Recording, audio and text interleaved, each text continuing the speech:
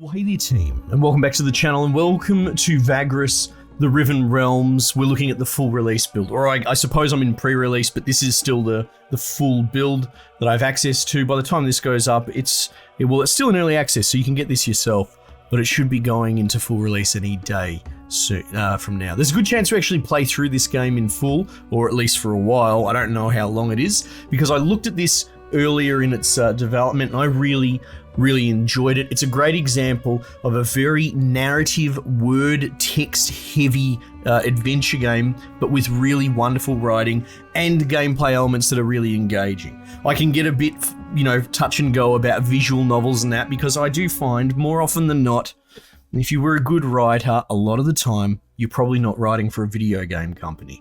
Now, I know that's a sweeping generalization, and this game exists to be an exception to the rule.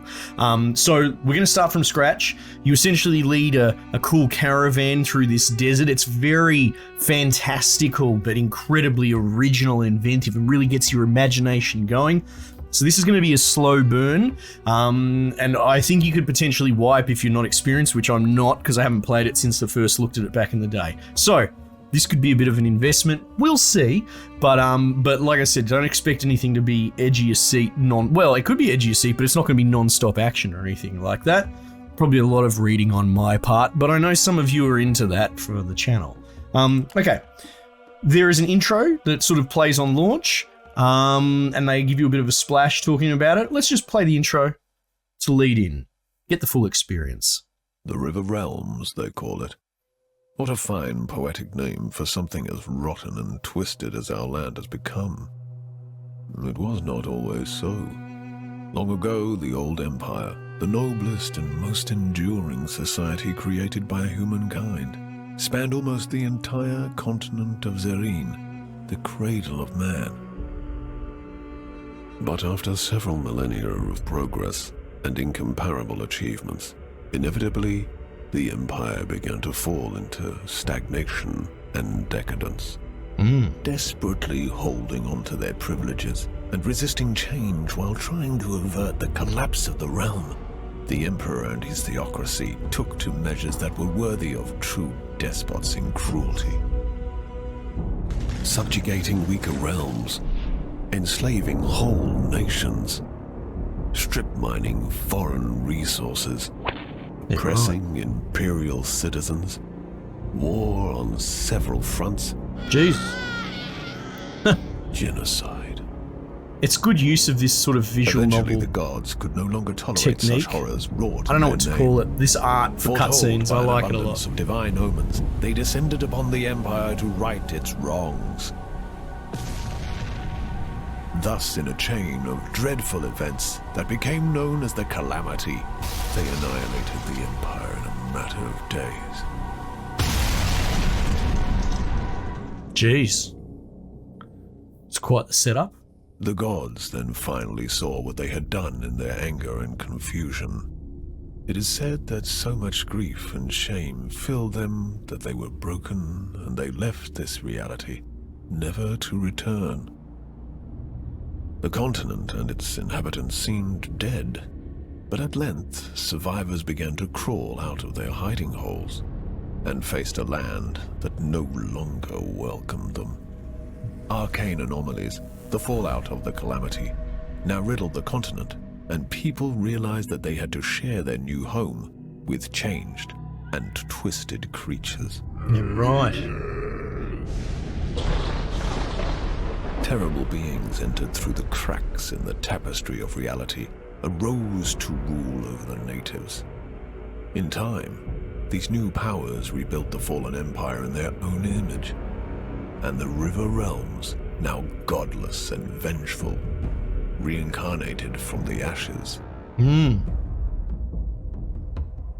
The inhabitants of the land, such as I, now eke out a living under the crushing rule of the new empire. The continent itself constantly resists our every attempt at building a cozy home for ourselves. As travel is dangerous, many ventures specialize in transferring cargo and passengers over bleak and deadly leagues of land.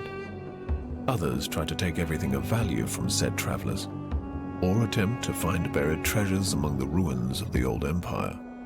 The leaders of the endeavors are, some say, the bravest men and women of the Riven Realms.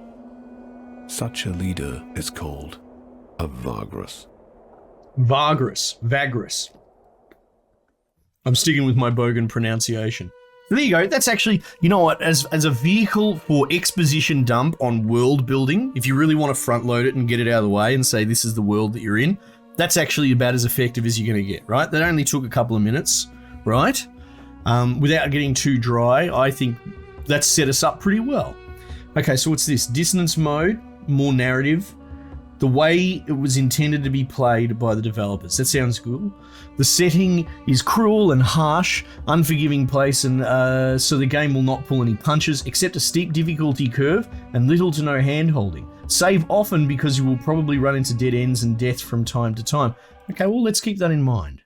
Nothing beside remains round the decay of that colossal wreck boundless and bare. The lone and level sand stretch far away. Ozymandias. Okay. I probably could have read that better, but when you panic because it's going to disappear off the screen. Vagrus. What a profession. Daring and savvy, always watching the horizon, always looking for an opportunity, and of course, for what is best for his comitatus, eh? And you are a Vagrus too, are you not? Yes. Many of your kind have I seen in my long life as a vagabond. Care to listen to a story about your exquisite occupation, good master? It is a tale of woe and terror, but it is also a tale that is true, as I have seen it with mine own eyes. Right, so I think this serves as a tutorial, which we may have played in the past, which we will do. The comitatus, I believe, is your caravan. Yeah. Tell us your tale, old man. It'll at least help kill the time. So yeah, let's do that. Wise you are, good master. My tale is of a Vagrus, such as yourself, but one whose fate was cursed and wrought with ill fortune. It all happened a long time ago. 10 years, maybe more. I was but a passenger, traveling rough roads and forgotten ways with this comitatus, south along the feet of the great mountains of the west. Yeah, let's settle in for this. Start Pilgrims of the Wasteland. This comitatus I speak of had fallen under hard times. Perhaps it was due to imperial harassment or unfortunate decisions, or simply bad luck. Hierophants, saint of roads, does not always smile on us mere mortals. But however it came to pass, their coin was drying up, and their opportunities seemed few and far between. One of the last chances their Vagrus saw was to travel to the remote town of Scrapheap and spend their remaining funds to stock up on cheap scrap metal. This metal could be sold for great profit over in the east and south. It wasn't a bad plan, truly, but it was not without risks. All right, good setup, I understand. Buy scrap with the last of our capital, travel with it, sell it. Welcome to Pilgrims of the Wasteland, a standalone story of Vagrus, the Riven Realms. It serves as an introduction to the setting and also as a tutorial to the game. It behooves you to read the tutorial text and follow the instructions to gain a better understanding of how the game works. The icon can be clicked in tutorial windows to show what the section is referring to via a pointer. Note that you have to be on the right UI screen for the pointer to appear. Although Vagrus is an open world game, due to the Pilgrims of the Wasteland being a tutorial, it progresses along a narrow guided path in the beginning and opens up only later after the core mechanics have been introduced. That's fine. That's exactly what we need right now because, like I said, I knew I was going to play this when it came out in full. I kind of was in love with it earlier, but I've intentionally drained my mind of any prior knowledge. Wow, look at this. Cool. On the campaign map, your comitatus, which is your traveling company, always occupies a node and moves between nodes through paths. Moving along paths costs movement points indicated next to each path. Right, so 3 points. Got it? Yep. Every in-game day, you have a number of movement points to spend before you need to camp. Can I see... maybe... no? No? Oh, this. It'll be that. 9 movement points. There you go. To move, click on a nearby node and select move from the radial menu. You can select a node that is farther away. The MP cost of moving there will be calculated and the path highlighted. Right? Well, move to Scrapheap, so I think we could just... there you go. Now what's this? Move. MP cost. Move. There we go. Right. Having gone ahead of the column with a handful of scouts, you watch from afar as your comitatus slowly trudges along broken terrain, making its way south ponderously among dormant geysers. All around you, the hills smoulder lazily in the perpetual twilight. Are you all right? Javik's voice resonates with sympathy as he appears next to you on the ridge. You nod slowly, but do not look at him, your gaze lost in the distance where ash cloaks the horizon and the towering mountains to the south and the west. And the towering... yeah, okay, cool. I'm just making sure my syntax was right. Let me settle into it, team. You turn to your Comis and note his supportive smile. You and Javik have been traveling the realms together for years now. There is no person in the world that you trust more than him, except perhaps yourself. I know you feel that your hands are tied, but like I said before, you made the right choice by leading us here. Now, we'll get to that, or we can scroll down. Now, what's this? Most of the story is presented through interactive texts called events. Events let you make different choices at each step. Some choices have a number of consequences, while others have various dependencies. Dependencies mean that you can only pick a certain choice if you have the right prerequisite, skill, perks, characteristics, and so on. Select a choice, click on it, or use the number. Okay, cool. Navigate this event. Time will tell, but I still have my doubts. It's a long shot and you know it. There wasn't much of a choice. Either this or return my trading license and hanging myself. Geez, a bit dark. It has to work. We cannot fail, not like this. Thank you, but the last thing I need right now is clumsy pep talk, even if it's well meant. No, we'll leave that be. Time will tell. I like the first one. Time will tell, but I still have my doubts. It's a long shot and you know it. Javik nods. True, but it's better than just giving up. The crew agrees too. That counts for something, no? It does, yes. Good to know that they still have faith in me as their Vagrus. Or perhaps they are just as desperate as I am. It doesn't change a thing about our predicament, so why should I care? It does, yes. Good to know they still have faith in me as their Vagrus.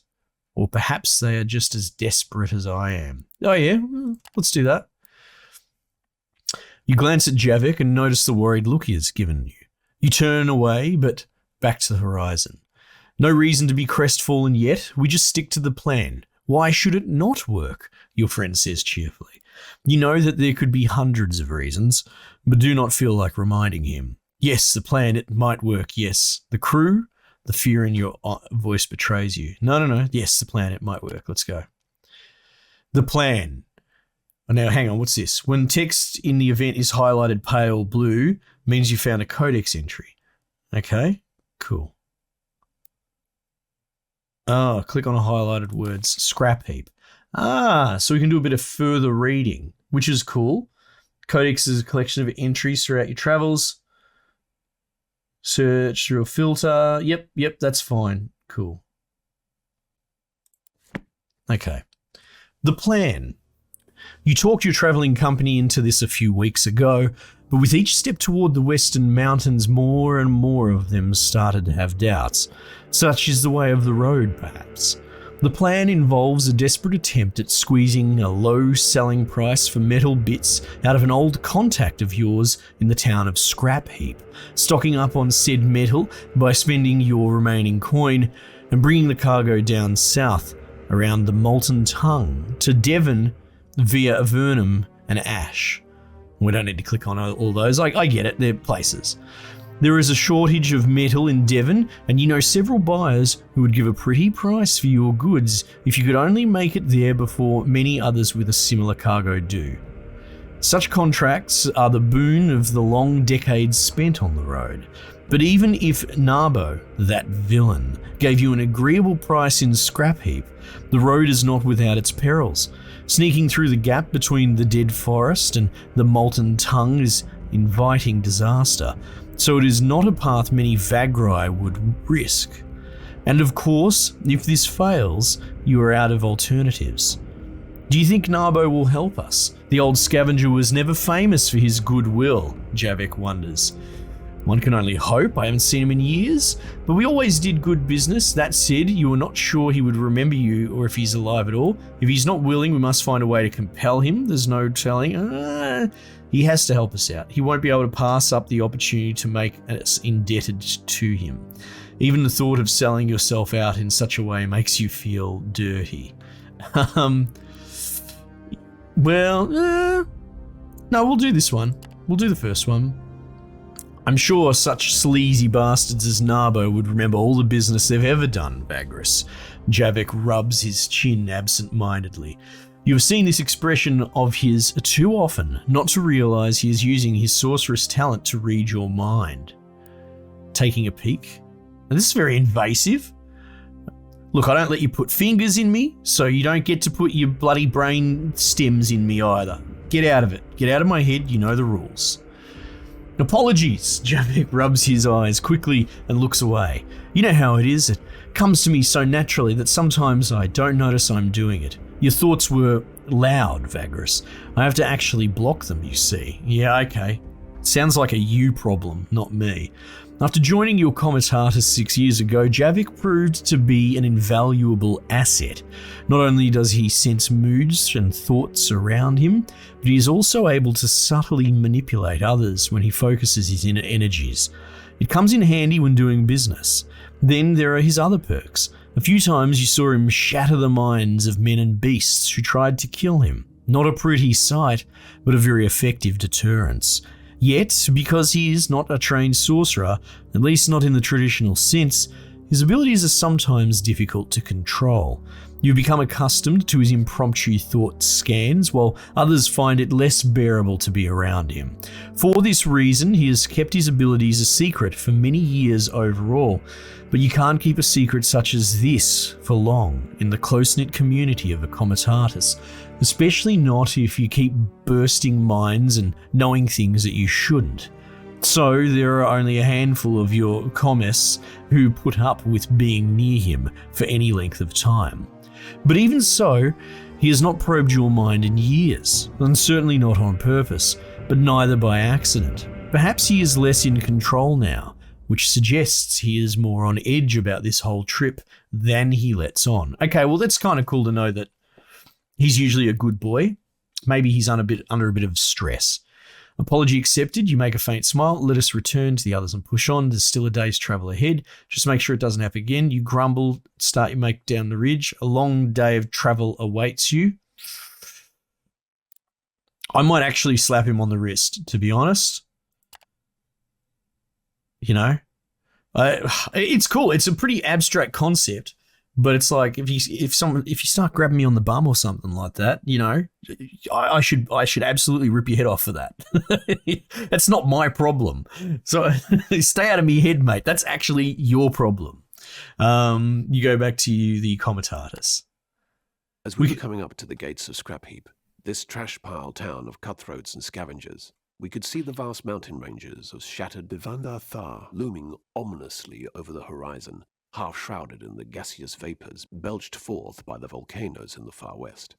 My companions prepared to do their business in town as fast as they could, not wishing to tarry in this notorious place. No, of course not. So, okay, so that stopped us for that event there. So we'll move on to Scrapheap. Nice. Oh, look at these cool lizard things. When a Comitatus enters a settlement, you can select from a variety of options, each on its separate pane, revolving around resting, resupplying, and trading. You also have the opportunity to initiate stories. Okay. The only story panel is active, right? All right, here we go. Oh, so they're not active because of the tutorial? I see, right. Scrapheap Village. At the foot of the ever-fuming mountains of the ancient dwarven kingdom lies Scrapheap, the town of scavengers. Debris and junk is piled into veritable hills, upon which the rickety homes of the decrepit inhabitants stand precariously. Ash lingers everywhere, and the sun is almost as always absent from the twilight skies, or twilit skies. Deals are struck day and night over the precious metal scraps gathering in the ruins of nearby Dvendar Thar, while the Heap King oversees all from his dreaded tower. The Heap King, that's so cool. Shady eyes in soot-covered faces watch from under ash-laden awnings. Life is cheaper than iron here, some say. Stories track down Narbo. Can he be convinced to help you out? This art is so lovely. All these little features and that as well, that's cool. You make your way to the Wraith's stash, a notorious watering hole tucked away in a small street just beneath the imposing tower of the Heap King, but not quite under its immense shadow. Few frequent the establishment, which makes it perfect for Narbo and his little operation of honest merchants. Apparently, the knave is not only alive, but has done well for himself in the past decade or so. Taking only Javik, you leave the Comitatus to the care of Titus, your quartermaster, while you were gone negotiating. Ashes flitting from the black sky as you cross the street and nod to the bouncer of the Wraith's stash. You give him your sidearms quietly. Rules are rules, at least as long as they can enforce them. Yet they have the courtesy of allowing you to keep your dagger. And of course, they have no idea what Javik is capable of, should it come to a scuffle. Not that you expect such a thing, but with Narbo one never knows. Though you had told your crew that he and you go way back, the entrepreneur is a capricious and manipulative man with whom you did not part on the best of terms. Does he remember that? Surely. Could he be persuaded to take your proposal? Well, who knows? Your eyes slowly adjust to the dimness of the tavern's interior. Only a few candles and a lamp at the bar illuminate the common room. Shadowy faces turn toward you and you observe you through the smoke. The bartender, a thick-set man in a dirty tunic, is chewing tobacco serenely. Above the bar hangs the skeleton of a large heap lizard on display. Narbo is sitting at the table at the back, his bodyguard half hidden in the darkness at the wall behind him. Yeah, okay. Make your way confidently over to Narbo, walk over to the bar, sit down at one of the vacant tables.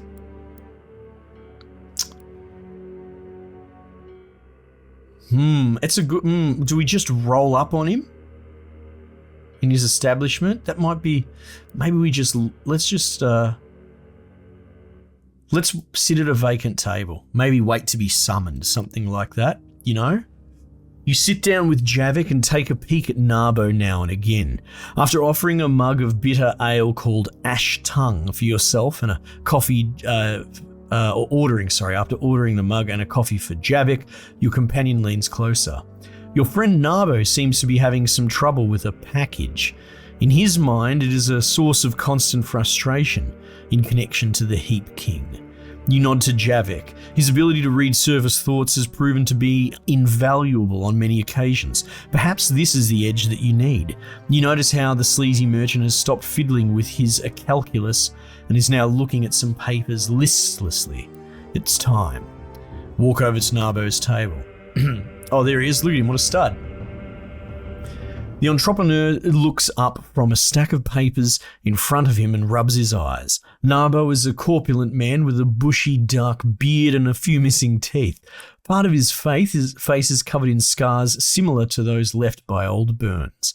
That, coupled with the withered and mutated left arm that hangs limply at his side, is a clear indication of the taint. The merchant wears a leather jerkin studded with small bronze and bone coins, a sign of wealth and boldness. His bodyguard, a lithe man with tribal tattoos and an outfit made of leather, moves his hand calmly to a spear that leans against the wall. Narbo's mouth falls open as the spark of recognition flares up in his eyes. No wonder. It has been 10 years. The fuck, mate, he blinks. I thought you croaked. People, Narbo waves his good hand around and looks at his bodyguard. Told tales of your demise. The man finishes his sentence for him as the merchant nods vehemently. That business with Kernak Outpost and the Storm, Narbo adds. You tell him that you were indeed at Kernak when the terrible arcane storm struck. You describe the horrors of that night briefly. You add how many of your original comitatus died there, close friends, old travelling companions. But you walked away unscathed, and this was years ago. Sheesh. That fucker Ifron's looked after you something fierce, eh? Narbo chuckles heartily. But I'm sure you haven't come to reminisce about good old times, eh? His predatory smile makes you cautious, even though he invites you to sit down with a casual wave of his meaty hand. Well, I mean, business is business, right? This dude looks like he's willing to wheel and deal. Apologise to him for the unfortunate way you parted 10 years ago. Get down to business right away. You have no time to spare. Remind him that you do not like threats, especially not insinuated ones. No. Let's go straight into business. You tell Narbo to let bygones be bygones and instead listen to what you have got to offer now. You got some balls coming in here, all business and bold. After a tense moment, his stern expression turns into a toothless smile. Oh, I like it. The bodyguard visibly becomes less tense. Narbo opens his arms wide and bows his head. Let's hear it, mate. You breathe in. Time to outline your proposition. What's this? Some choices have dependencies. Yeah, we covered that. Oh, hang on. Tests that can be failed or succeeded with different consequences. Perk, characters, and resources can change the chance of success in a test. Test difficulty is rep between 1 and 100. That you need to roll equal to or lower. Equal to or below. Yeah. Okay. You explain to Narbo how you want him to give you a discount on a shipment of metal scraps, which you then would smuggle into Devon through contacts you have in the city's underworld. The profit on the shipment would be quite exquisite. You do not name your contact, but divulge enough of her that the plan looks solid. Buyers, you say, are lining up, expecting the shipment soon. Narbo sits in silence, eyes fixed on the table, as if listening to some noise from afar. He does not cut you off at any time during your proposition. At length, after you are done, he looks up and gives you a weak smile. That sounds like you've been thinking a long time about it, he says as he shifts in his chair. And it's a great plan, except for the part where I give you a discount for your asking and not much else. And I don't do that, mate. That would make me an almoner, the bodyguard adds discreetly. That a word? Narbo looks up at him. When the man nods, he turns back to you. Oi, an almoner, see? Well, I'm no almoner. You know, you got to do better than that. What you got for me? Okay, well, what's down here? Reveal that you're in a bad spot and it's your last chance. Probably not a great idea. Let him know that in exchange for his help, you can help him out with the problem that he may have right now. Right? Narbo's secret value must exceed the requirement. Okay. Tell him that you will be in his debt. He will make a tidy profit as is, but you will owe him a favor. Okay, maybe. Remind him that you two used to make a great team and that this could rekindle a partnership. Very low. What is this? Persuasion and charisma. Increase the chance of the test by 10%. Moderate chance of success.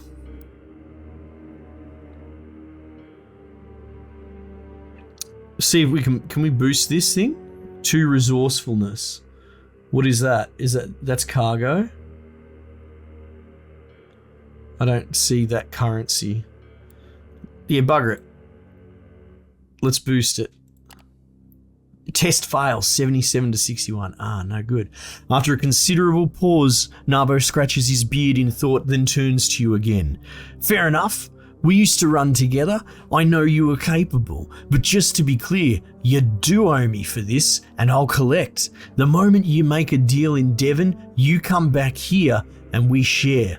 I want quarter. No haggling that. You frown when you accept his proposal, but inside you are gleeful. You could not have hoped for a better result. Well, that's good. In truth, a quarter of the price is not only doable, but would leave you with enough to keep paying your crew for several future jobs. It could be a new start. Narbo instructs you to give him an hour, then look for his people at the market and simply introduce yourself. They will know what the price they should give you on the metal scraps is by then. I expect you to return within 2 months, give or take. Failing that, you'll be hunted, have no doubt about that. And you know that I can mobilize half the bounty hunters in the realms. When you nod, Narbo motions to his man. You and Javik stand up and make ready to leave. Raver here will take you to the back exit. We don't want to give people the idea they can come here to beg for almonds now, do we? You got what you came for, so you leave the Wraith's stash through the back entrance and head for the Comitatus. Now, I barely remember it. You could probably dig the old video out, but I'm pretty sure I didn't do the test and I just leveraged the package thing. And I play a million different games, but I'm pretty sure he saddles you with another package, like an extra job to do on the way as well. So even in this tutorial this early in, it does seem like you can get pretty varied results, which is pretty cool stuff. Now what's going on here? Your journal located in the bottom left is now active. It is your means to follow stories and tasks. Open your journal, which is this here.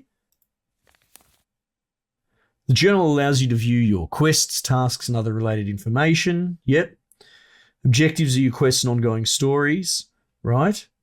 Tasks are non-narrative missions and goals that you can complete for rewards, right?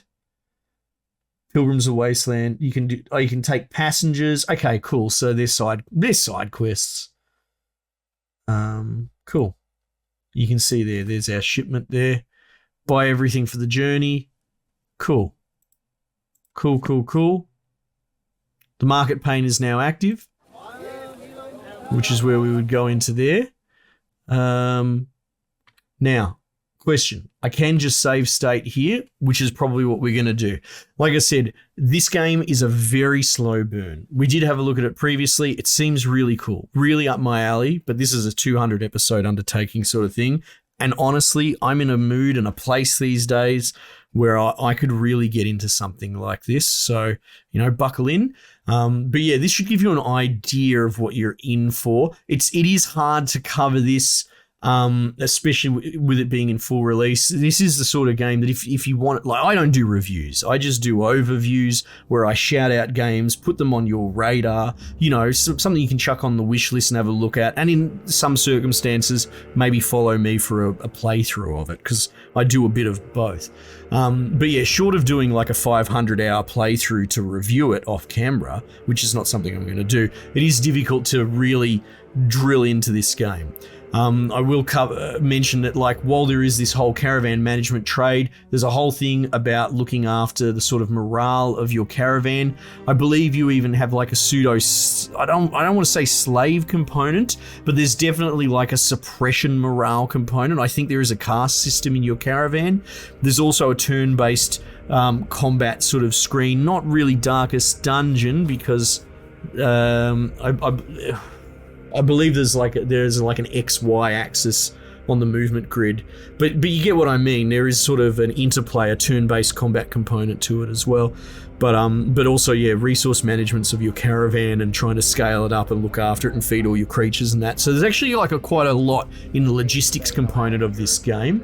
You can see we're just starting to get a tiny taste of it here.